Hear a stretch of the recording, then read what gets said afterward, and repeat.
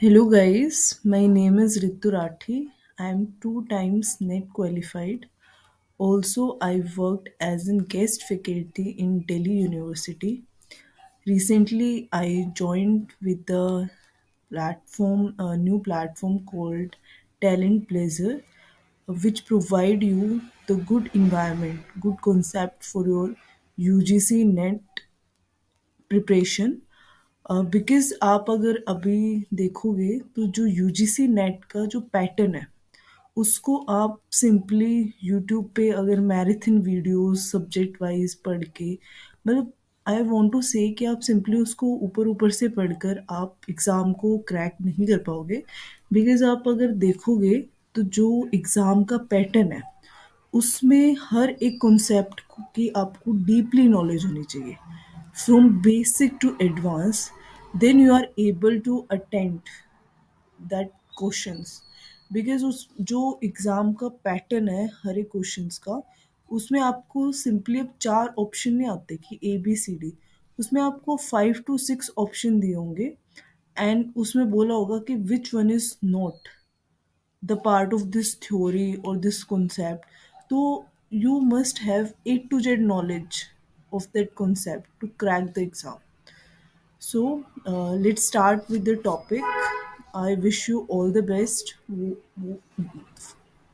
I wish you all the best to the guys who are preparing for UGC NET. हम start करते हैं अपना topic that is business finance and in business finance I am just take out a little simple topic. I'm just taking the topic cost of capital, right? The cost of capital, let's start.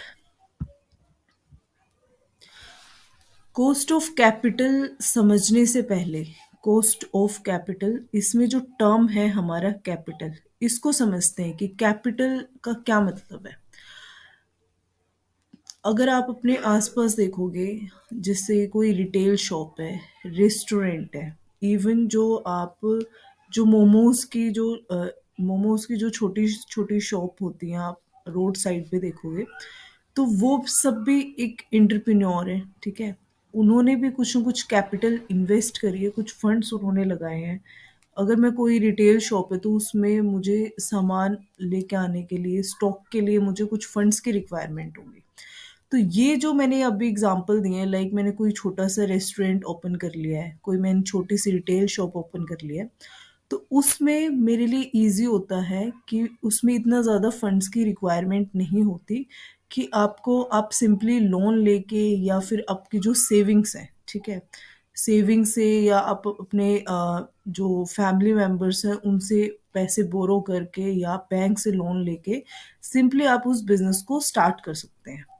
But अगर मैं बात करूं रिलायंस टाटा आप देख रहे होगे कि कितनी बड़ी बड़ी फर्म्स हैं अगर मुझे कोई अपनी कंपनी सेटअप करनी है जिसके लिए मुझे फंड्स की रिक्वायरमेंट है इन करोड्स इन बिलियंस तो वो एक सिंगल पर्सन के लिए या फिर आप ये बोलोगे कि पार्टनरशिप में भी हो सकता है तो इवन पार्टनरशिप में भी मतलब वो इतनी कंपनी के लिए इतनी ज़्यादा अमाउंट की रिक्वायरमेंट होगी कि इन करोड्स कि वो एक सिंगल पर्सन के लिए या 2-3 पर्सन्स के लिए पॉसिबल नहीं हो पाएगा कि वो इतनी ज़्यादा कैपिटल को लेके आए और इतनी ज़्यादा कैपिटल को बोरो करे और अब बिजनेस को रन करे तो उस केस में जो कंपनीज होती हैं हमारी वो क्या मेथड यूज़ करती हैं उनके क्या सोर्सेज होते हैं कैपिटल को बोरो करने के बिकॉज उनमें बिल्डिंग ठीक है जो उनके फिक्स्ड एसेट्स होते हैं अगर मैं कोई न्यू कंपनी स्टार्ट करना चाहती हूँ तो मुझे इतना ज़्यादा फंड्स चाहिए मुझे बिल्डिंग एक होनी चाहिए मेरे पास मेरे को अगर एम्प्लॉयज़ मतलब अगर मैं स्टार्ट कर रही हूँ तो जो एम्प्लॉयज़ मैं रखूँगी अपने पास उनको मुझे सैलरी पे करनी है मशीन्स हो गई पूरा मुझे अपना जो कैबिन वगैरह सब कुछ सेट करना होगा तो उसके जो फिक्स्ड कैपिटल जो कि लॉन्ग टर्म के लिए मैं अपने बिजनेस में इन्वेस्ट करना चाहती हूँ तो उसके लिए जो मैं फंड्स लेके आऊँगी उसके क्या क्या मेथड्स हैं मतलब मैं किस किस तरीके से बोरो कर सकती हूँ फंड्स को तो गाइज उसके जो कंपनी होती है हमारे पास उसके पास चार मेथड होते हैं अपने फंड्स को बोरो करने के लिए, अपने कैपिटल को, क्यों क्या क्या सोर्सेज है कैपिटल को बोरो करने के। तो या तो फर्म क्या करती है, शेयर इशू करती है, ठीक है। शेयर इशू करती है तो आप अन्य सुना भी होगा, इवन आप मूवीज भी देखते हो, जो भी बाजार हो गई जैसे, काफी सारी मूवीज हैं जो आपकी इस पर फाइनेंशियल इस पे स्टॉक मार्केट पर बेस्ड है। तो उसमें हमने टर्म सुना होता है शेयर, ठीक है। तो जो शेयर होता है, जैसे एक ऑर्गेनाइजेशन है, उसमें 1 लाख के, एक मैं एग्जांपल लेके चल रही हूँ, अगर मुझे 1 लाख की कैपिटल बोरो करनी है, तो मेरे पास क्या ऑप्शन होगा कि मैं 1000 का एक शेयर निकाल दूं, ठीक है। कि मैंने ये मेरे को 10 लाख रुपीस चाहिए, तो मैंने 1000 का एक शेयर निकाल दिया, ठीक है। कि तो जो 1000 का मैंने शेयर निकाला, उसका मैंने ये बोला कि आप कोई भी, any person can purchase a share. तो मैंने एक पब्लिक ऑफर दिया है कि कोई भी इस कंपनी का ओनर बन सकता है by simply purchasing that share, ठीक है। तो वो शेयर मान लो किसी जैसे टाटा की, अगर मैं सिंपली कंपनी लूँ, अगर कोई एबीसी कंपनी है, ठीक है, टाटा नहीं लेते हैं because it's a big firm, कोई एबीसी लिमिटेड है, ठीक है, उसको 10 लाख रुपीस फंड्स की रिक्वायरमेंट थी, और उन्होंने इशू करा है, आपने सुना होगा इनिशियल पब्लिक ऑफर, उन्होंने मार्केट में शेयर निकाला कि 1000 रुपीज का एक शेयर है, ठीक है। तो उनका अगर 1000 रुपीज का एक शेयर है, तो 10 लाख को अगर मैं 1000 से डिवाइड कर रही हूँ, तो मेरे कितने शेयर्स आ जाएंगे, 1000 शेयर्स बन गए मेरे, ठीक है। 1000 का एक शेयर्स, और कितने शेयर्स उन्होंने निकाले, 1000 शेयर्स। तो अगर मैंने उसमें से 2 शेयर परचेज करे, ठीक है, 2 शेयर परचेज करे, तो उस जो 10 लाख है उसमें मेरी ओनरशिप कितनी होगी, जो 10 लाख की कैपिटल है एबीसी लिमिटेड की, उसमें जो 2000, ठीक है, मैंने 2 शेयर परचेज करे, तो उसमें जो 2000 का ओनर है, उसमें 2000 की जो ओनरशिप है उस ऑर्गेनाइजेशन में, एबीसी लिमिटेड में, वो किसकी होगी, वो मेरी होगी, ठीक है। I am the owner of that organisation, चाहे मेरे पास 2% की ओनरशिप है। तो वही होता है कि जिसके जो पास ज्यादा ओनरशिप होती है, उसको राइट होता है जो कंपनीज के डिसीजन होते हैं उनमें पार्टिसिपेट करने का, ठीक है, उनके पास वोटिंग राइट होता है।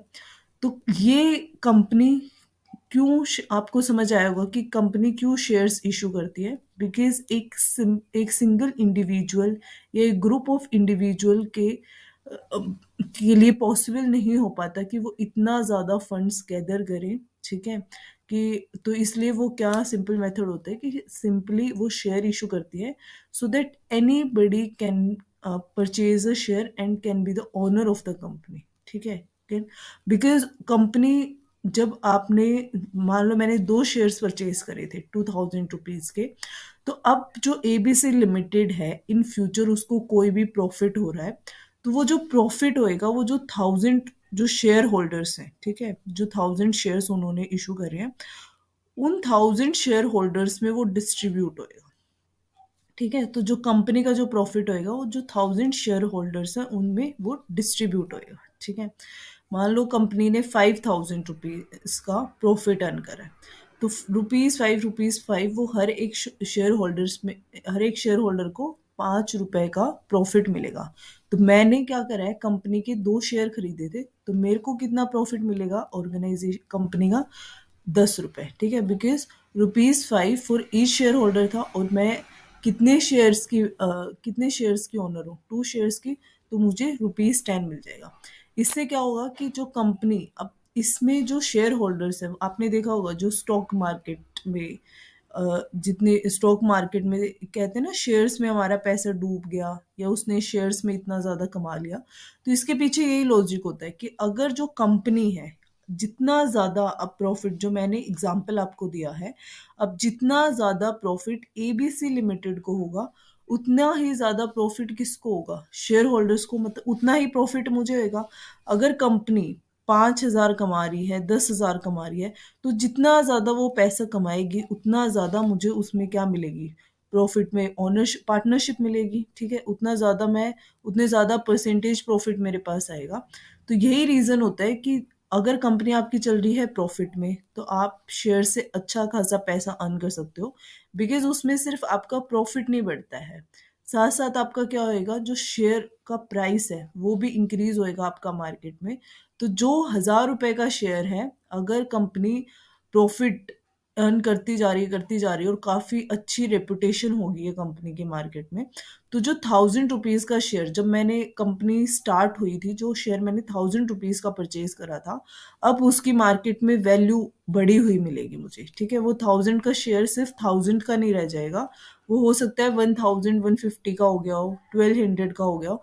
तो मेरे को एज एन ओनर मेरे पास दो बेनिफिट है, कि एक तो जो कंपनी का जो शेयर है उसका मार्केट प्राइस इंक्रीज हो रहा है, तो मेरे पास उससे बेनिफिट प्रॉफिट आ रहा है, प्लस जो कंपनी प्रॉफिट अर्न कर रही है मेरे पास, वो प्रॉफिट के रूप में क्या आ रहा है, एडिशनल मेरे पास प्रॉफिट आ रहा है।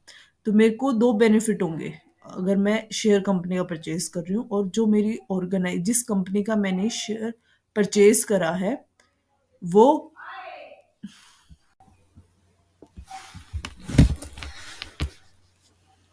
company can borrow the fund through four sources: equity share, by issuing the equity shares in the market, by issuing preference shares, by issuing debentures, और by retained earning। Equity shares के अपने benefits होते हैं, preference shares के अपने benefits होते हैं। Shortly एक बार ही समझ लेते हैं इसको। अगर कंपनी इक्विटी शेयर्स को इशू कर रही है मार्केट में, तो इक्विटी शेयर्स को क्या बोला जाता है, they are the owners of the firm, ठीक है, they are the owner of the company.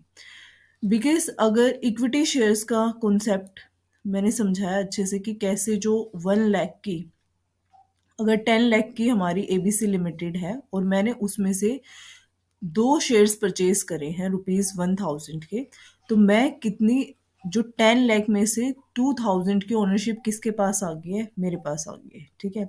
अब जो इक्विटी शेयर्स होते हैं उनको दो तरीके से बेनिफिट होता है। एक तो जो मैंने 1,000 रुपीज़ का शेयर खरीदा था उसकी मार्केट वैल्यू क्या होगी, मार्केट में इंक्रीज होती जाएगी। अगर जो मेरी कंपनी है, जो एबीसी लिमिटेड है, अगर वो मेरी कंपनी कंटिन्यूअसली प्रॉफिट अर्न कर रही है, तो मेरा जो शेयर प्राइस है, जो मैंने शेयर 1,000 का परचेज करा था, उसका प्राइस बढ़ता जाएगा, बिकॉज मेरी जो कंपनी अच्छा प्रॉफिट अर्न कर रही है, तो मार्केट में कस्टमर्स होंगे, ठीक है, जो इन्वेस्टर्स होंगे, वो मेरी कंपनी जो एबीसी लिमिटेड है उसका शेयर परचेज करना चाहेंगे, ठीक है।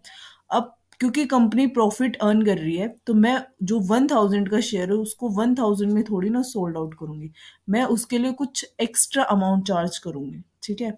तो जो मार्केट प्राइस है शेयर का वो बढ़ता जाता है, तो वो मेरे लिए बेनिफिट होगा।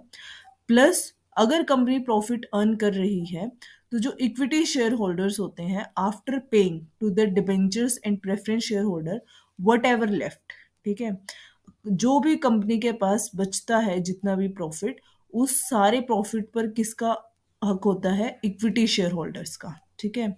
जो भी प्रॉफिट होगा उसमें जो भी प्रॉफिट कंपनी के पास लेफ्ट ओवर होगा after paying to the preference shares and debentures, वो सारा किसको सारा किसको पे किया जाएगा, शेयर होल्डर्स को, जो इक्विटी शेयर होल्डर्स है। तो ये इक्विटी शेयर होल्डर के बेनिफिट होंगे, ठीक है। प्रेफरेंस शेयर होल्डर्स में क्या होता है, डिफरेंट टाइप के आपने प्रेफरेंस शेयर्स पढ़े होंगे 11th-12th क्लास में। तो प्रेफरेंस शेयर्स में मेरा डिविडेंड फिक्स होता है, ठीक है, कि भाई मेरे को इतना परसेंट डिविडेंड मेरे को ऑर्गेनाइजेशन पे करेगी ही करेगी अगर उसको प्रॉफिट हो रहा है तो। और एक मेरे को प्रेफरेंस मिलती है, बिकॉज जो कंपनी को प्रॉफिट हुआ है उसमें से सबसे पहले तो किसको पे करा जाता है, डिबेंचर्स को, ठीक है। फिर सेकंड नंबर पे किसकी बारी आती है, प्रेफरेंस शेयर होल्डर्स की। तभी इसका नाम क्या है, प्रेफरेंस शेयर होल्डर्स। ये भी जो कंपनी के ये भी क्या होते हैं, ओनर्स होते हैं, but at the time of distribution of profit इनको प्रेफरेंस दी जाती है as compare to the equity share holders. जब पहले जो प्रेफरेंस शेयर होल्डर्स होंगे उनका जो भी फिक्स डिविडेंड है उनको पे किया जाएगा, और उसके बाद जो बचता है वो सारा किसके पास जाएगा, इक्विटी शेयर होल्डर्स के पास, ठीक है। तो कंपनी क्या क्या इशू कर सकती है, इक्विटी शेयर से पैसा ले सकती है, वो सेफ है उनके लिए, प्रेफरेंस शेयर से ले सकती है, और company can issue a debenture, ठीक है।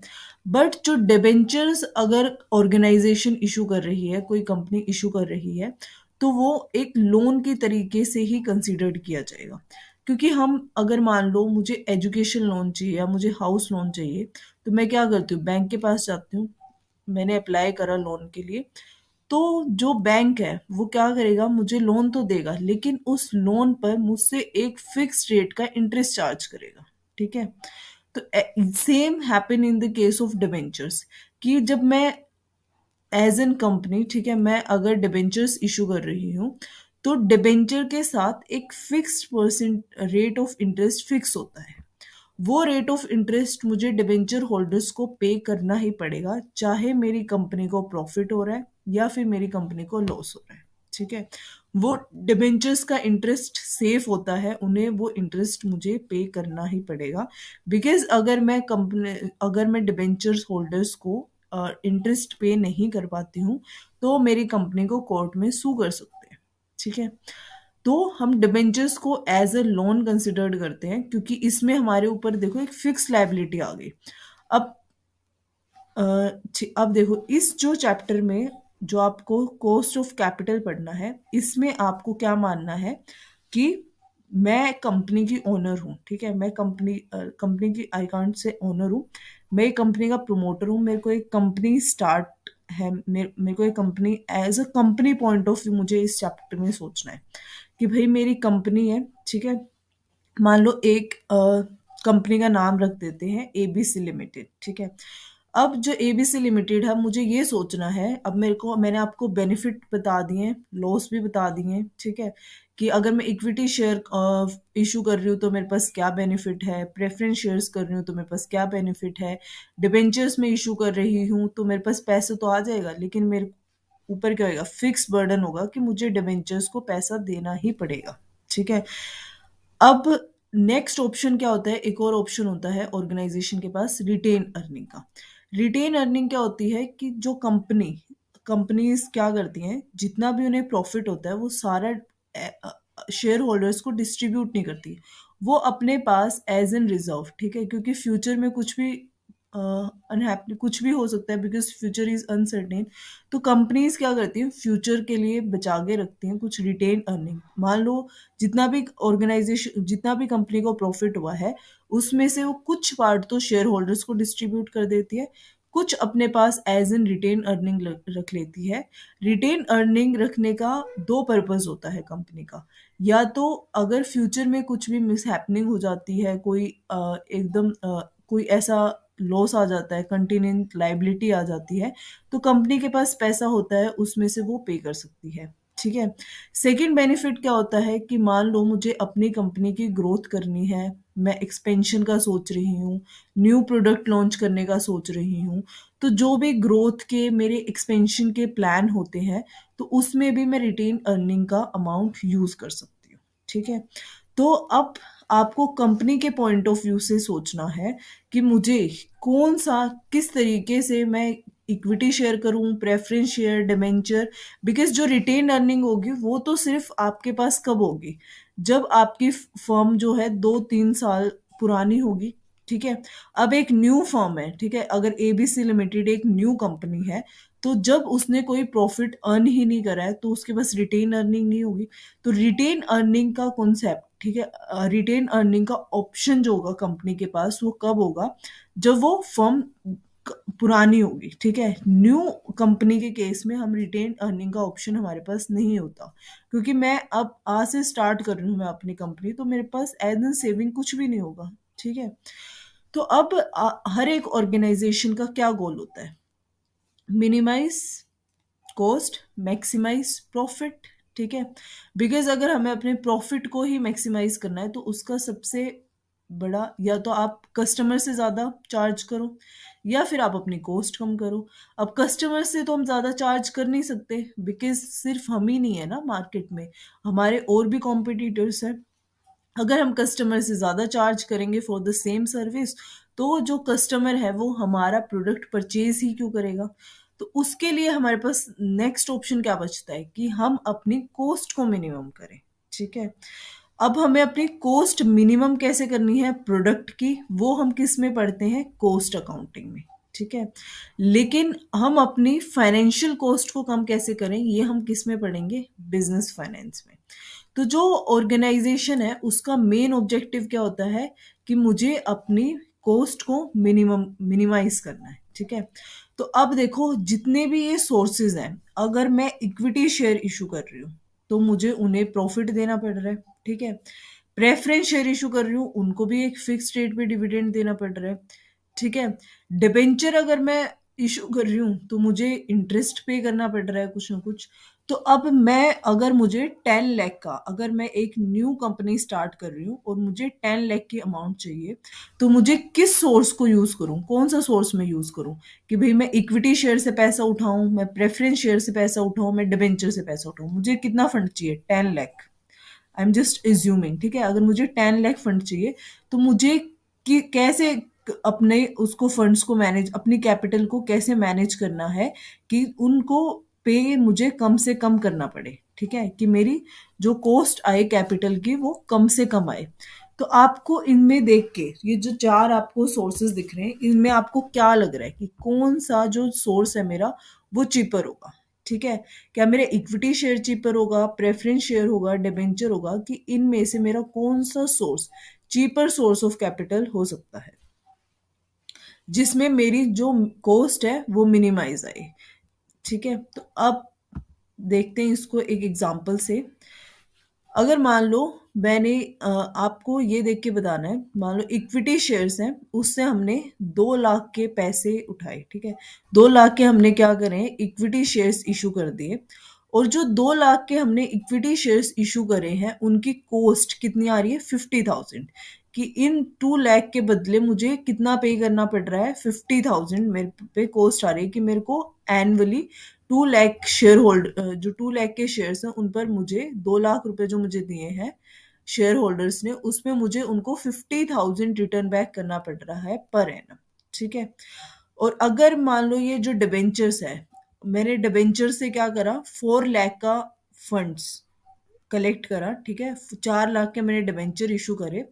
और अब जो 4 लाख के मैंने डिबेंचर इशू करे हैं उस पे मुझे कितना पे करना पड़ रहा है, 70,000 पर एनम। मेरी कितनी कॉस्ट आ रही है, 4 लाख डिबेंचर, 4 लाख के जो मैंने डिबेंचर्स इशू करे हैं उस पर मेरी कितनी कॉस्ट आ रही है, 70,000। तो अब आप इसको डेटा को देख के बताओ कि कौन सा सोर्स ऑफ फाइनेंस मेरे लिए चीपर होगा। क्या मेरे लिए इक्विटी शेयर्स चीपर हैं या मेरे लिए डिबेंचर चीपर है। बिकॉज अगर मैं फाइनेंस स्टूडेंट होके, अगर मैं फाइनेंस स्टूडेंट ना होके, अगर मैं कोई भी लाइक जो बंदा जिसको पता ही नहीं है फाइनेंस के बारे में, मार्केट शेयर होल्डर्स के बारे में, शेयर्स के बारे में, अगर मैं सिंपल एक नॉर्मल मैन की, ले मैन की लैंग्वेज में अगर मैं सोचूं, तो मैं ये देख रही हूँ कॉस्ट को कि यार इक्विटी शेयर की कॉस्ट, अगर इक्विटी शेयर में इशू कर रही हूँ तो मेरे इक्विटी शेयर्स को तो मेरे को 50,000 पे करना पड़ रहा है, लेकिन डिबेंचर को मुझे 70,000 पे करना पड़ रहा है। तो मैंने क्या देखा कि यार इक्विटी शेयर्स की जो कॉस्ट है वो कम है, ठीक है। इवन आपको भी लग रहा होगा कि मैम हमें तो फिर इक्विटी शेयर इशू कर देने चाहिए, क्योंकि हमें इक्विटी शेयर्स को तो 50,000 ही पे करना पड़ रहा है एनुअली, लेकिन डिबेंचर होल्डर को हमें 70,000 पे करना पड़ रहा है। तो अगर मैं लेमैन की लैंग्वेज से देखूं, लेमैन के फॉर्म में देखूं, तो मेरे को कौन सा सोर्स चीपर लग रहा है, equity share. So, by comparing the cost of these two sources, we can see that equity is cheaper, but we should choose and we should choose equity, ठीक है। बिकॉज मैंने देखा कि जो मेरा इक्विटी शेयर है उसमें सिर्फ मेरी कॉस्ट कितनी आ रही है, 50,000। तो मुझे क्या चूज करना चाहिए, इक्विटी। बट हम बट अगर मैं आपको बताऊं कि भाई इक्विटी चीपर नहीं है, डिबेंचर्स हमारे लिए चीपर पड़ रहे हैं, वो कैसे हमें पता चलेगा, ये हम समझते हैं। ये देखो, आप इसी में देखो कि ये चीज भी तो देखो ना कि ठीक है, हमने कॉस्ट देखी कि हमारी 50,000 हमें पे करनी पड़ रही है, लेकिन मेरे को पैसे भी तो कम मिल रहे हैं। इक्विटी शेयर कितने के हैं, 2 लाख के, कि मैं इक्विटी शेयर मैंने कितने के इशू करे हैं, 2 लाख के। तो 2 लाख पर मुझे 50,000 पे करने पड़ रहे हैं, और डिबेंचर 4 लाख पे मुझे 70,000 रुपए पे करने पड़ रहे हैं। तो मुझे ये चीजें भी तो कंसीडर करनी है ना कि मैंने कितनी कैपिटल रेज करी है। सिंपली मैं कॉस्ट को देखकर अपना डिसीजन नहीं ले सकती ना कि भाई इसकी जो इक्विटी शेयर है इसकी कॉस्ट कम है तो ये चीपर फाइनेंस होगा, नहीं। मुझे कितनी कैपिटल मेरे पास आई है कि मुझे इन 2 लाख रुपए के लिए 50,000 पे करने पड़ रहे हैं, और 4 लाख रुपए के लिए मुझे 70,000। ये देखो ना, लाइक इक्विटी शेयर से डबल अमाउंट है, लेकिन जो हमारी कॉस्ट है वो तो डबल नहीं हो रही ना, 50,000 से 1 लाख नहीं हो रही, सिर्फ 70,000 है। और जो अमाउंट है वो मुझे डबल मिल रहा है कि 2 लाख का 2 लाख के लिए मुझे 50,000 पे करने पड़ रहे हैं, ठीक है। तो अगर इक्विटी शेयर के उसमें देखूं तो मुझे 4 लाख के लिए कितना पे करना पड़ेगा, 1 लाख। और यहाँ पर 4 लाख के लिए मैं कितना पे कर रही हूँ, 70,000। तो कौन सा सोर्स मेरा चीपर हुआ, डिबेंचर्स मेरे लिए चीपर हुए। तो इसमें सिर्फ आपको कॉस्ट नहीं देखना है, आपको कैपिटल भी देखनी है, ठीक है। You should consider the capital also, कि भाई मेरे को ये देखना है कि कितने पैसे पर मेरी कितनी कॉस्ट आ रही है, ठीक है। कि कितना कैपिटल मैंने मार्केट से उठाया है और उसकी कॉस्ट कितनी आ रही है। सिंपली कॉस्ट को हमें कंपेयर करके डिसीजन नहीं लेना है। तो इसमें जो आपका, अगर मैं देखूं तो हम रेट कैसे निकाल रहे हैं, simply cost divided by capital into 100। मतलब 2 लाख रुपीज पे मैंने कितना पे करा है, कितना पे करना पड़ रहा है मुझे, 50,000। तो हम सिंपली इसको फॉर्मूले में पुट करेंगे, 50,000 डिवाइडेड बाय 2 लाख इंटू 100 हमने क्यों करा है, फॉर द परसेंटेज, ठीक है। और डिबेंचर का मैं देखूं तो 70,000 डिवाइडेड बाय 4 लाख इंटू 100। ये आप कैलकुलेट करना और आपको बताना है कि कौन सा सोर्स हमारा चीपर है, ठीक है।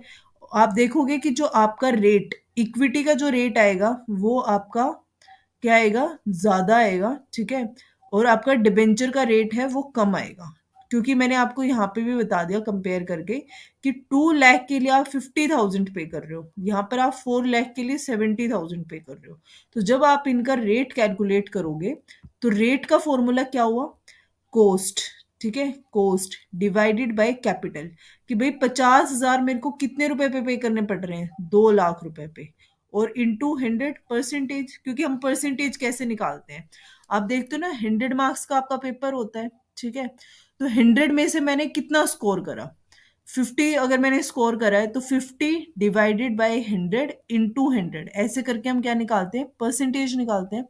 तो ऐसे ही 50,000 मेरे को पे करना पड़ा ऑन रुपीज 2 लाख और इंटू 100 फॉर द परसेंटेज।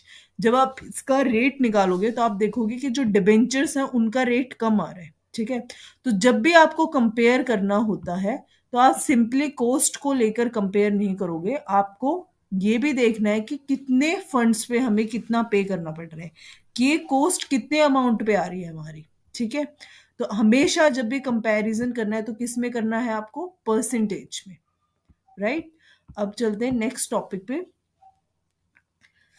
अब एक और इम्पोर्टेंट डिसीजन मेरे को लेना पड़ रहा है कि भाई अब कोई भी ऑर्गेनाइजेशन कोई भी कंपनी है, अब मैंने ये देखा कि ठीक है डिबेंचर मेरे को सस्ते पड़ रहे थे, ठीक है, डिबेंचर का मेरा रेट कम आ रहा था, तो मैं डिबेंचर चूज कर लेती हूँ कि भाई मुझे क्या करना है। अब जो मेरी एबीसी लिमिटेड जो हम कंपनी मान के चल रहे थे, कि मैं सारे क्या करती हूँ, डिबेंचर इशू कर देती हूँ, क्योंकि डिबेंचर की मेरी कॉस्ट क्या आ रही है, कम आ रही है। लेकिन कुछ और फैक्टर्स होते हैं हमारे, कि क्या फैक्टर्स होते हैं कि जिनके बेसिस पर मुझे इक्विटी प्रेफर करनी पड़ रही है डिबेंचर पे, ठीक है। कि क्या रीजन हो सकते हैं कि why I prefer debentures over equity, ठीक है। कि मैं इक्विटी की बजाय मैं डिबेंचर्स क्यों प्रेफर करूंगी। तो एक तो सबसे पहले आपको रेट देखना है कि किसका रेट कम आ रहा है, ठीक है। क्योंकि रेट निकालना मैंने आपको सिखा दिया कि हम कैसे कॉस्ट निकालते हैं, ठीक है। तो कॉस्ट निकालने के लिए फॉर्मूला क्या होगा हमारा, कॉस्ट डिवाइडेड बाय में अमाउंट रेज्ड इनटू में 100, ठीक है। अब नेक्स्ट मेरे को ये देखना है कि क्या मेरे को, अगर मैं इक्विटी को अगर मैं इशू कर रही हूँ, इक्विटी शेयर्स अगर मैं इशू कर रही हूँ मार्केट में, तो मेरे को क्या बेनिफिट होगा, ठीक है। या मैं डिबेंचर्स मार्केट में इशू कर रही हूँ तो मेरे को क्या बेनिफिट होगा।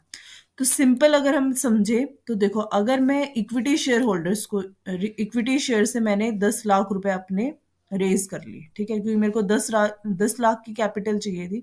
तो आप ये देखो, मेरे ऊपर कोई फिक्स बर्डन नहीं है। मेरी कंपनी को प्रॉफिट हुआ तो मैं उनको प्रॉफिट दे रही हूँ, अगर मेरी कंपनी को प्रॉफिट नहीं हो रहा तो मैं उनको कुछ नहीं पे कर रही हूँ, मेरी कंपनी को लॉस हो रहा है तब भी मैं उनको कुछ नहीं पे कर रही हूँ। मेरे ऊपर कोई फिक्स बर्डन नहीं है कि भाई मुझे इनको प्रॉफिट देना ही देना है, ठीक है। ऐसा नहीं है कि अगर मैंने इनको प्रॉफिट नहीं दिया तो ये मेरे को ले जाके कोर्ट में सू कर देंगे, नहीं। तो जब मैं इक्विटी शेयर्स इशू कर रही हूँ तो मेरे ऊपर कोई फिक्स बर्डन नहीं है किसी चीज का कि भाई मुझे इन्हें प्रॉफिट पे करना है, मुझे इन्हें इंटरेस्ट पे करना है, या ये मुझे कोर्ट में सू कर देंगे। मतलब बिकॉज मेरे ऊपर कोई रिस्क नहीं है, रिस्क क्या है, बिल्कुल मिनिमम, ठीक है। लेकिन मेरे पास नेगेटिव चीज क्या है, अगर मैंने सारे के सारे इक्विटी शेयर्स इशू कर दिए, ठीक है, तो जो डिसीजन मेकिंग पावर होगी, अब जो जिस बंदे ने 2 शेयर खरीदे होंगे वो भी कहेगा कि भाई मेरे को भी डिसीजन लेने का राइट है क्योंकि मैं इस कंपनी का ओनर हूं, ठीक है। तो अब जो ओनरशिप है वो ज्यादा लोगों में डिस्ट्रीब्यूट हो जाएगी, कि जितने ज्यादा शेयर होल्डर्स होंगे वो उतने जितने ज्यादा शेयर होल्डर्स होंगे वो क्या करेंगे, सब अपनी को, अगर मुझे कोई पॉलिसी बनानी है, मुझे कोई ग्रोथ करना है, कोई एक्सपेंशन करना है, कोई प्रोडक्ट लॉन्च करना है, मतलब मुझे कोई भी डिसीजन लेना है तो मुझे सारे ओनर से परमिशन लेनी पड़ेगी। ऑब्वियस मुझे लेनी पड़ेगी, बिकॉज वो क्या है, ओनर है भाई, उनका राइट है कि अगर कंपनी क्या ग्रोथ कर रही है, क्या आगे वाले फ्यूचर में डिसीजन है, क्या प्लान्स है कंपनी के, वो मुझे सबको बताने पड़ेंगे, ठीक है। तो ये क्या हुआ कि ओनरशिप ज्यादा हैंड्स में चलेगी, ठीक है, ज्यादा लोगों के पास चलेगी। तो ये एक नेगेटिव चीज हो गई इक्विटी शेयर्स की। तो अब मैंने देखा, दोनों चीजें बताई कि क्या पॉजिटिव चीज है और क्या नेगेटिव है अगर मैं इक्विटी शेयर इशू कर रही हूँ तो। अब मैं आपको बताती हूँ डिबेंचर्स की, कि अगर मैं डिबेंचर इशू कर रही हूँ तो मेरी कंपनी को क्या बेनिफिट होगा। सबसे बड़ा बेनिफिट, अगर हम डिबेंचर इशू करते हैं तो सबसे बड़ा बेनिफिट ऑर्गेनाइजेशन को, किसी भी कंपनी को क्या होता है, टैक्स डिडक्शन। बिकॉज आपको पता होगा डिबेंचर्स पे हम क्या पे करते हैं, हम पे करते हैं इंटरेस्ट, ठीक है। और इंटरेस्ट हमारा किस में जाता है, प्रॉफिट एंड लॉस अकाउंट में, ठीक है। प्रॉफिट एंड लॉस अकाउंट में हमारा एज एन एक्सपेंस रिकॉर्ड होता है हमारा, ठीक है, इंटरेस्ट। तो उस इंटरेस्ट की वजह से जब वो प्रॉफिट एंड लॉस अकाउंट में हमारा रिकॉर्ड होता है तो हमारा जो प्रॉफिट का अमाउंट है वो क्या हो जाएगा, कम हो जाएगा, ठीक है। जब हम मेरा प्रॉफिट कम हो जाएगा तो हम टैक्स किस पे करते हैं, प्रॉफिट पे टैक्स पे करते हैं। तो जो मेरा टैक्स का अमाउंट है वो भी ऑटोमेटिकली क्या हो जाएगा, कम हो जाएगा। मान लो, इसमें मैं एग्जांपल देती हूँ आपको, मेरी ऑर्गेनाइजेशन है, उसे 100 रुपए का प्रॉफिट हो, ये चीज मैं आपको आगे स्लाइड आएगी उसमें अच्छे से और अच्छे से एक्सप्लेन करूंगी विद एग्जांपल, ठीक है। तो आप ये चीज याद रखो कि जो भी हम डिबेंचर इशू करते हैं उसका सबसे बड़ा बेनिफिट क्या होता है, हमारा टैक्स डिडक्शन। बिकॉज जो हमारा इंटरेस्ट होता है वो किस में जाता है, प्रॉफिट एंड लॉस अकाउंट में, और उसकी वजह से हमारा प्रॉफिट कम हो जाता है। तो जितना प्रॉफिट कम होएगा उतना कम टैक्स लगेगा हमारा, ठीक है। तो हमें क्या मिल जाती है, एक इनडायरेक्टली हमें क्या मिल रही है, टैक्स डिडक्शन। तो हमारे लिए क्या हो रहा है। और एक आप देखोगे तो जो डिबेंचर्स हैं उस पे हमें इंटरेस्ट जो रेट होता है वो हमेशा कम होता है, ठीक है। क्योंकि जो इक्विटी शेयर होल्डर्स होते हैं वो, उनके कुछ एक्सपेक्टेशन होती है ऑर्गेनाइजेशन कंपनी से, कि भाई इतना प्रॉफिट अर्न करेगी, ये करेगी, वो करेगी। डिबेंचर होल्डर्स क्या होते हैं, उनकी कोई एक्सपेक्टेशन नहीं होती, उनका क्या है भाई, फिक्स मिलना है उनको, तो जितना रेट ऑफ इंटरेस्ट फिक्स होगा उतना उन्हें मिल जाएगा। तो क्या होगा, और वो इसी वजह से, बिकॉज उनका हमें पे करना ही करना है, ऑर्गेनाइज कंपनी को पे करना ही पड़ता है, चाहे कंपनी को प्रॉफिट होए चाहे कंपनी को लॉस होए। तो इसीलिए जो उनका रेट ऑफ इंटरेस्ट है वो लो रखा जाता है, ताकि अगर किसी ईयर, किसी साल, क्योंकि हर ऐसा नहीं ना कि हर साल कंपनी को प्रॉफिट ही हो रहा है, तो किसी साल अगर जो कंपनी है उसको लॉस हो रहा है तो उस टाइम कंपनी पर ज्यादा बर्डन ना पड़े, इसलिए हमेशा जो हमारा डिबेंचर का इंटरेस्ट रेट होता है वो लो रखा जाता है, ठीक है। और एक बेनिफिट क्या हो सकता है, ओनरशिप नॉट शेयर्ड। हमने देखा था ना, जो इक्विटी शेयर होल्डर्स होते हैं वो हर चीज में, अगर मैं कोई प्लान बना रही हूँ, कोई फ्यूचर ग्रोथ के लिए कुछ भी प्रोस्पेक्टस लेके आ रही हूँ, तो वो अपना क्या करेंगे, डिसीजन लेंगे कि भाई मेरे को भी डिसीजन का राइट है, ठीक है, मुझे भी डिसीजन लेना है। लेकिन जो हमारे डिबेंचर्स होंगे उनका तो क्या है, क्योंकि आप इक्विटी शेयर होल्डर को मना नहीं कर सकते, क्योंकि भाई वो ओनर है ऑर्गेनाइजेशन के, तो उनको राइट है डिसीजन लेने का। लेकिन जो डिबेंचर होल्डर्स है उनको तो फिक्स है रेट ऑफ इंटरेस्ट, कि भाई चाहे कंपनी को प्रॉफिट हो रहा है चाहे लॉस हो रहा है, तो उनके पास ओनरशिप नहीं होती। वो आपके, आप कुछ भी डिसीजन लो अपनी कंपनी का, वो आपको आके ये नहीं बोलेंगे कि भाई आप ये डिसीजन क्यों ले रहे हो, ये आप एक्सपेंशन क्यों कर रहे हो, मतलब क्वेश्चन मार्क नहीं करेंगे वो आपकी कंपनी पे। तो आप इजीली कोई भी स्टेप ले सकते हो अपनी ऑर्गेनाइजेशन के लिए, ठीक है। तो ये कुछ बेनिफिट्स थे डिबेंचर के, राइट। और कुछ नेगेटिव, पॉजिटिव नेगेटिव चीजें हमने देखी डिबेंचर की, और कुछ हमने देखी इक्विटी की। तो ये रीजन होता है कि हम क्या करते हैं कि कुछ इक्विटी शेयर इशू कर लेते हैं और कुछ डिबेंचर्स इशू कर लेते हैं, ताकि हमारी इसमें जो इस चैप्टर में है कॉस्ट ऑफ कैपिटल, हमें यही पढ़ना है कि हमें कितने इक्विटी शेयर इशू करने चाहिए और कितने डिबेंचर की। जो मेरे को 10 लाख का फंड है वो मैं किस तरीके से मैनेज करूं कि मैं उसमें से कितने पैसों का मैं इक्विटी शेयर इशू करूं, कितने पैसों की मैं डिबेंचर इशू करूं, कितनों का मैं प्रेफरेंस शेयर इशू करूं, ताकि जो मेरी कॉस्ट है वो क्या है, कम आए, ठीक है। तो मुझे इसमें ये डिसीजन लेना है अपनी कंपनी के लिए इस चैप्टर में, कि मुझे कितना, कौन से सोर्स से कितना फंड लेना है, कितना फंड रेस करूं मैं। तो आपको ये समझ आया कि इस चैप्टर में एक्चुअली में हम पढ़ते क्या है कॉस्ट ऑफ कैपिटल में। बिकॉज बच्चों की एमकॉम हो जाती है, इवन वो टीचर तक बन जाते हैं, उन्हें ये चीज क्लियर नहीं होती कि यार इस चैप्टर में है क्या। Because it's look little bit confusing कि यार cost of capital, cost of capital तो हम बोले जा रहे हैं, बट एक्चुअल में हमें इस चैप्टर में क्या पढ़ना है। तो होप सो आपको ये क्लियर हुआ होगा थोड़ा कि इस चैप्टर में हमें क्या पढ़ना है। नेक्स्ट है हमारा कॉस्ट ऑफ डिबेंचर, ठीक है। तो हम वन बाय वन पढ़ेंगे। सबसे पहले हम कॉस्ट ऑफ डिबेंचर की, डिबेंचर की कॉस्ट हम कैसे फाइंड आउट करेंगे वो निकालना सीखेंगे। फिर हम करेंगे cost of equity share holders, and then cost of equity share, then हम करेंगे कॉस्ट ऑफ प्रेफरेंस शेयर्स, ठीक है। सबकी हम कॉस्ट निकालना सीखेंगे। तो उससे पहले हम सबसे पहले हम मैं आपको बता दूं, जो डिबेंचर्स होते हैं वो हमारे दो तरीके के होते हैं। एक होते हैं हमारे इरिडीमेबल डिबेंचर्स और एक होते हैं हमारे रिडीमेबल डिबेंचर्स। अब इनमें डिफरेंस क्या है और इनका मतलब क्या है। इरिडीमेबल आपको वर्ड से ही पता चल रहा होगा, इरिडीमेबल जिसको हमें कभी रिटर्न ही नहीं करना हो, ठीक है। जैसे मैंने अपने फ्रेंड से लोन लिया, ठीक है, मैंने 100 रुपीज का लोन लिया।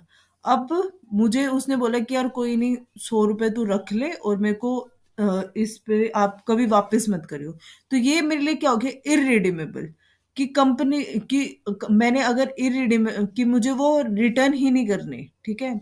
लाइफ टाइम के लिए वो पैसे क्या हो गए, मेरे हो गए अब, ठीक है। तो ऐसे ही जो कंपनी अगर इरिडीमेबल डिवेंचर्स इशू कर रही है, तो उसका मतलब क्या है कि जो डिबेंचर्स, जो इरिडीमेबल डिबेंचर इशू करके जो कंपनी के पास फंड आया है, वो उसको कभी रिटर्न ही नहीं करना, वो लाइफ टाइम के लिए उसके पास आ गए। Which has no specific date of payment, कि भाई ये पैसे वापस करने की कोई स्पेसिफिक डेट मेंशन नहीं होती इरिडीमेबल डिबेंचर्स पे। फर्म पे द इंटरेस्ट लाइफ टाइम, उन पर जो रेट इंटरेस्ट, मान लो इरिडीमेबल डिबेंचर्स है उस पर 10% इंटरेस्ट फिक्स है, तो मैं लाइफ टाइम तक क्या करती रहूंगी, इंटरेस्ट इंटरेस्ट देती रहूंगी। जो 1000 रुपीज का मैंने डिबेंचर लिया है उसकी फेस वैल्यू 1000 रुपीज है, 10% मुझे इंटरेस्ट पे करना है, ठीक है। तो मैं सिर्फ उस पर इंटरेस्ट पे करूंगी, ये जो 1000 रुपीज है मुझे कभी रिटर्न बैक करने ही नहीं है डिबेंचर होल्डर को। तो ये एक थ्योरेटिकल कॉन्सेप्ट है इरिडीमेबल डिबेंचर का। प्रैक्टिकली ये कोई कंपनी इरिडीमेबल डिबेंचर इशू नहीं करती। इवन हमारी जो कंपनीज एक्ट है वो भी इसको प्रैक्टिकल नहीं मानती कि उस वो भी प्रैक्टिकल नहीं मानती कि भाई ये प्रैक्टिकली पॉसिबल ही नहीं है। ये सिर्फ थ्योरी के लिए आपको पढ़ाया जाता है कि इरिडीमेबल डिबेंचर क्या होते हैं। प्रैक्टिकल रियल लाइफ में ऐसा कंपनी कोई डिबेंचर इशू नहीं करती जिसकी कभी लाइफ टाइम कोई रीपेमेंट ही ना हो, ठीक है। रिडीमेबल डिबेंचर क्या होगी, डिबेंचर्स हमारे क्या होंगे, जिसका एक स्पेसिफिक डेट मेंशन होगी कि मान लो एक डिबेंचर 1,000 रुपीज का डिबेंचर है, 10% इंटरेस्ट है, और वो हमें रीपे करना है आफ्टर 5 ईयर 6 ईयर। उस पर एक स्पेसिफिक डेट मेंशन होगी कि कंपनी को इतने टाइम बाद क्या करना है, वो पैसा डिबेंचर होल्डर को वापस करना है, उसकी रीपेमेंट करनी है। तो repayment done after a particular period of time, that is called redeemable debentures. अब हम पढ़ते हैं जो इरिडीमेबल डिबेंचर्स हैं उनकी कॉस्ट कैसे निकालते हैं। ठीक है, तो सबसे पहले हमने कॉस्ट का क्या पढ़ा था कि हमें ये देखना है कि कितना पे करना है डिवाइडेड बाय कितने पर पे करना है इनटू 100। सिंपल हमने यही समझा था, तो इसी को बेस बना के हम चलते हैं। तो एग्जाम्पल अगर मैं ले रही हूँ, जैसे ABC limited issue 10 lakh debentures, 10 lakh के उन्होंने डिबेंचर्स इशू कर दिए और उस पर इंटरेस्ट पे करना है 50,000 पर एनम। तो हमें फाइंड आउट करनी है कॉस्ट ऑफ कैपिटल कि कितने परसेंट की कितनी कॉस्ट आई। तो वही है, हमें पे कितना करना है 15,000, और कितने पर पे करना है 10 लाख पे। तो 15,000 डिवाइडेड बाय 10 लाख इंटू में 100 परसेंटेज के लिए।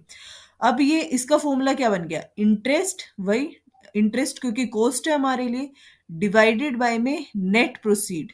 नेट प्रोसीड कितने पे, 10 लाख रुपीज। अब इसका मतलब भी मैं आपको समझाती हूँ, नेट प्रोसीड का मतलब क्या है। नेट प्रोसीड होता है हमारा, देखो क्या होता है, अगर कंपनी ने 10 लाख के डिबेंचर इशू करे हैं, ठीक है, तो जरूरी नहीं है ना कि कंपनी को 10 लाख रुपीज ही मिलेंगे। क्योंकि एक्चुअल में कंपनी को मिलेंगे कितने, 10 लाख के अगर उसने इशू करे हैं तो हो सकता है कंपनी को 9,90,000 अमाउंट रिसीव हो रहा है, क्योंकि कुछ हमारी फ्लोटेशन कॉस्ट लग जाती है। फ्लोटेशन कॉस्ट क्या होती है कि हमने बीच में ब्रोकर, अगर ब्रोकर्स का कमीशन, कि हमने कुछ अपने जो डिबेंचर्स है वो ब्रोकर के थ्रू सेल आउट कराए मार्केट में, तो ब्रोकर का कमीशन हो गया। ठीक है, जो भी जो इशू करने के जो चार्जेस होते हैं, ठीक है, उसको हम क्या बोलते हैं, फ्लोटेशन कॉस्ट। तो हमें नेट प्रोसीड क्या होगी कि हमें एक्चुअल कंपनी को अमाउंट कितना रिसीव हुआ है। करे तो उन्होंने 10 लाख के डिबेंचर्स है, लेकिन उनको इशू करने में भाई प्रमोशन कर रहा है, एडवर्टीजमेंट कर रही है, ब्रोकर्स को कमीशन पे कर रहा है, तो कुछ ना कुछ खर्चा हुआ है कंपनी का।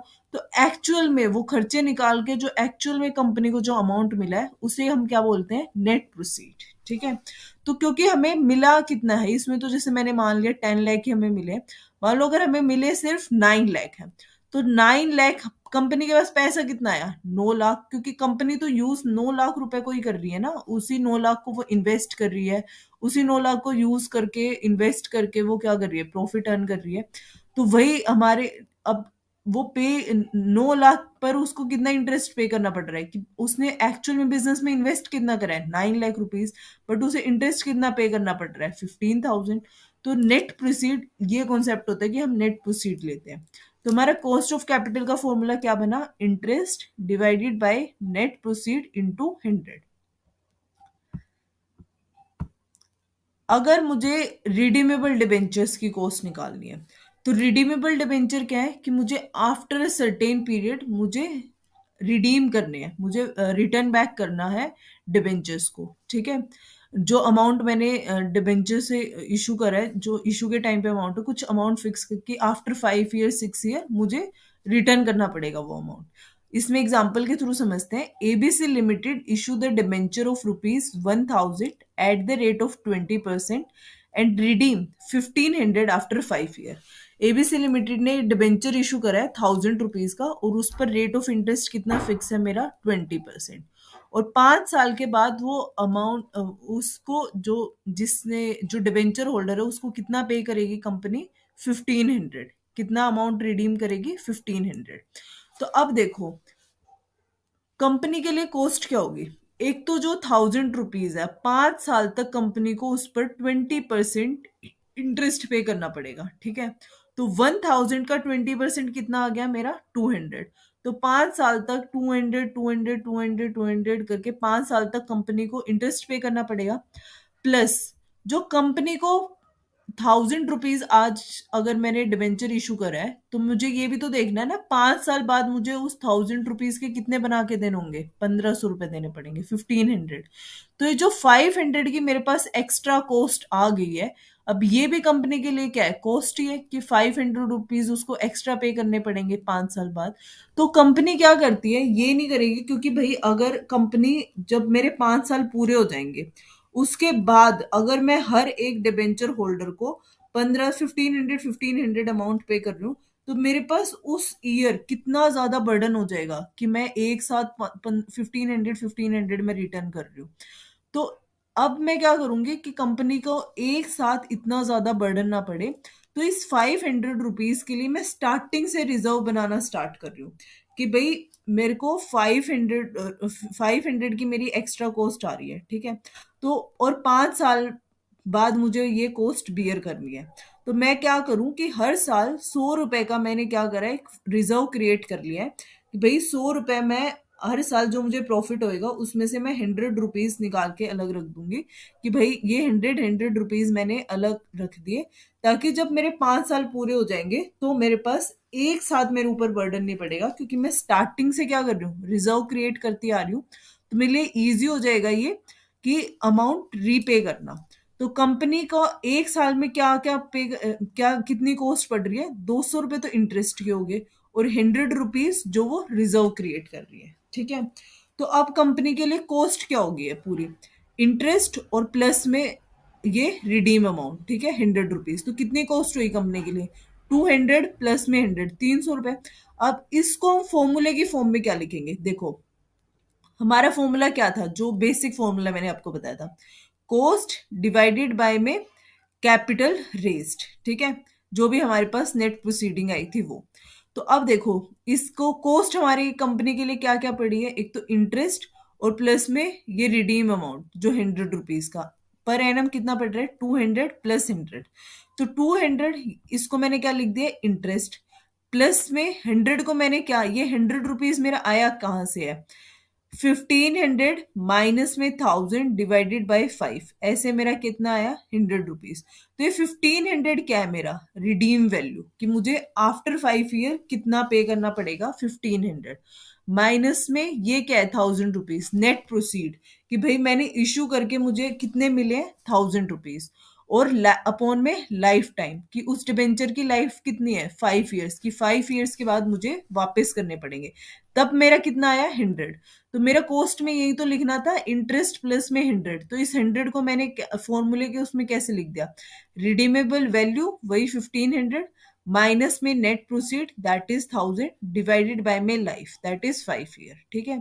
तो ये तो आ गई मेरी कॉस्ट। अब डिवाइडेड बाय में क्या आता है, मेरा अमाउंट रेस्ड, कि मैंने कितना पैसा रेज करा है, ठीक है, अमाउंट। तो ये मेरे कितनी है कि भाई जैसे मैंने सिंपल अगर हमने उसमें एग्जांपल लिया था, तो उसमें मैंने क्या कि भाई 50,000 मेरी कॉस्ट किस पे पड़ रही थी, 2 लाख अमाउंट पे, ठीक है। अगर 2 लाख का मैंने कैपिटल रेज करा है, तो उसपे मेरी 50,000 कॉस्ट पड़ रही थी। तो ये मेरी कॉस्ट कितने पे पड़ रही है, एक तरीके से नेट प्रोसीड आना चाहिए, लेकिन कभी भी हम यहाँ पर नेट प्रोसीड नहीं लेते। मैंने क्या लिया है, रिडीमेबल वैल्यू प्लस में नेट प्रोसीड डिवाइडेड बाय 2, मतलब मैंने एवरेज लिया है। क्योंकि आप ये देखो, जो 100 रुपीज है, ठीक है, ये कंपनी ने फंड में तो रखे हैं, रिजर्व में, लेकिन ऐसा नहीं है कि कंपनी इस रिजर्व को कि भाई 100 रुपए रख दे तो इसको कहीं यूज ही नहीं करेगी। इस 100 रुपीज को कंपनी कहीं ना कहीं इन्वेस्ट करेगी, ठीक है। 100 रुपए अलग से निकाल तो दिए कि भाई ये रिजर्व क्रिएट हो गया, कि ये हमने 100 रुपीज क्या क्या सोच के निकाले कि भाई आफ्टर 5 ईयर्स जब मुझे डिबेंचर को 1,500 रुपीज रिटर्न करने पड़ेंगे, तब मेरे पास ये 100 रुपीज काम आ जाएंगे, ठीक है। बट इस जो 100 रुपीज है, इसको कंपनी ऐसे आइडल नहीं रखेगी, इसको क्या करेगी, कहीं ना कहीं इन्वेस्ट करेगी। कंपनीज के पास काफी सारे प्रोजेक्ट्स होते हैं, उनमें क्या करेगी, इस 100 रुपीज को इन्वेस्ट करेगी। अब जब इन्वेस्ट करेगी तो उससे क्या होगी, कुछ ना कुछ कंपनी को अर्निंग होगी। तो अब कंपनी को अर्निंग हो रही है कुछ ना कुछ इस पैसे को यूज करके, तो ऑब्वियस है कॉस्ट क्या हो जाएगी, मेरी कम हो जाएगी। तो कॉस्ट कम हो जाएगी। अब देखो ये जो चीज है, अगर मैं इसका सिर्फ अगर मैं यहाँ पर नेट प्रोसीड लूंगी, ठीक है, तो मेरी कॉस्ट क्या होगी, इंक्रीज होएगी। तो मैं इसका क्या ले लेती हूँ, एवरेज ले लेती हूँ। This is the reason why we take average here. तो क्या आ जाएगा, रिडीमेबल वैल्यू प्लस में नेट प्रोसीड डिवाइडेड बाय 2। ठीक है, तो ये मेरा आ गया 200। ठीक है, इंटरेस्ट प्लस में 100 मेरा कैसे आया, यही सेम मैंने फॉर्मूले में पुट करा। रिडीम वैल्यू 1500 माइनस में नेट प्रोसीड 1000 डिवाइडेड बाय 5, कितना आया मेरा 100, और डिवाइडेड बाय में average of redeemable value and net proceed. This is how we calculate the cost. अब मैंने जो आपको एक बताया था, ठीक है, समझ आया कि रिडीमेबल डिबेंचर्स की और इरिडीमेबल डिबेंचर्स की हम कॉस्ट कैसे फाइंड आउट करते हैं।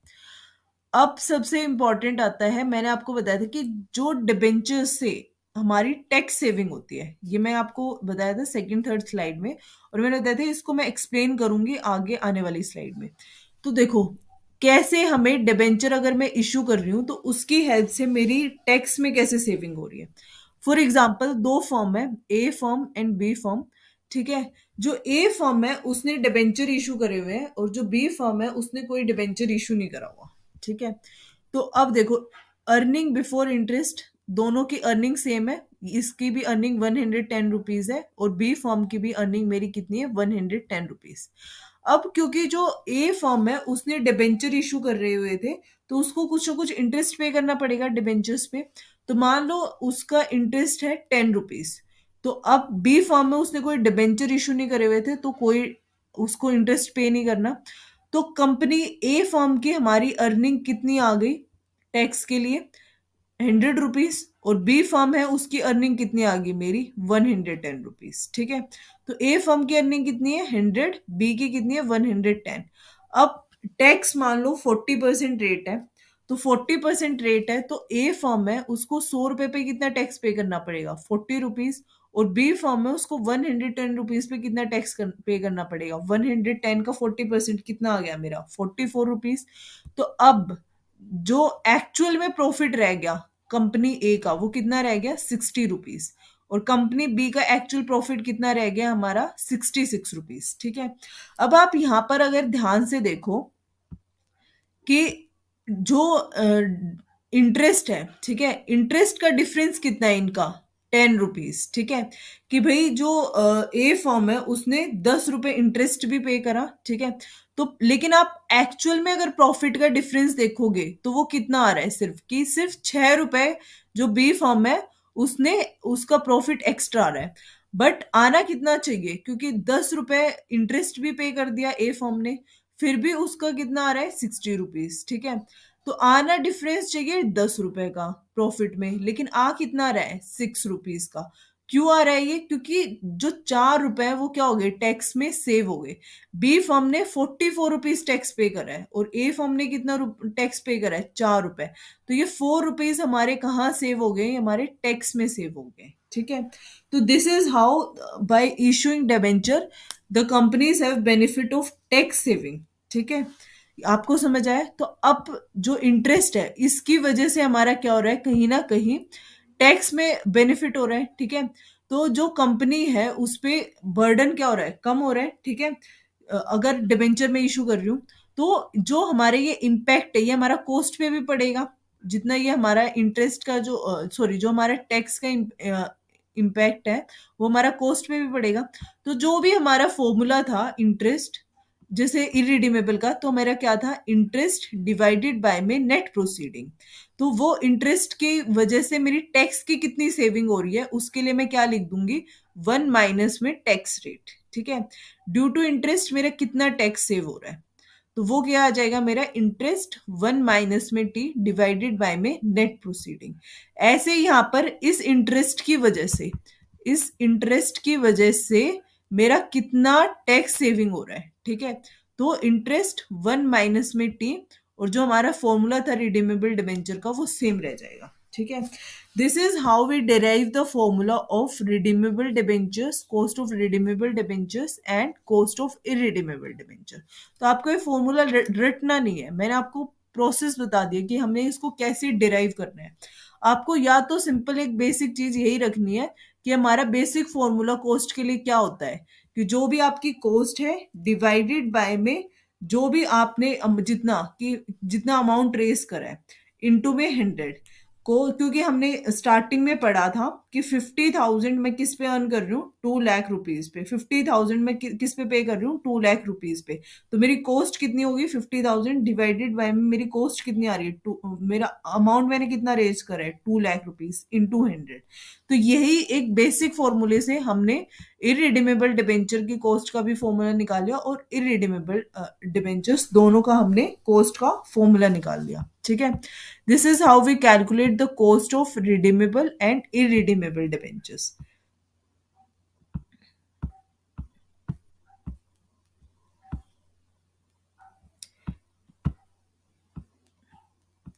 इन the next class we do the method of calculating, because हमने अभी तक क्या करा है, डिबेंचर्स की कॉस्ट कैलकुलेट करी है। In the next class we start with the method of calculating the cost of equity. उसमें हम सीखेंगे कि हम इक्विटी की कॉस्ट कैसे फाइंड आउट करेंगे। उसके 4 मेथड्स है, earning price model method, dividend price model, dividend growth model and most famous CAPM model. ठीक है, so guys thank you so much. I hope आपको ये वीडियो अच्छी लगी। ठीक है, एंड अगर आपके कोई डाउट्स हैं तो you can just put in the chat box. Okay guys, thank you so much. Hello and welcome to DK Guru tutorial. कैसे हैं आप लोग? उम्मीद करता हूं आप सब अच्छे होंगे।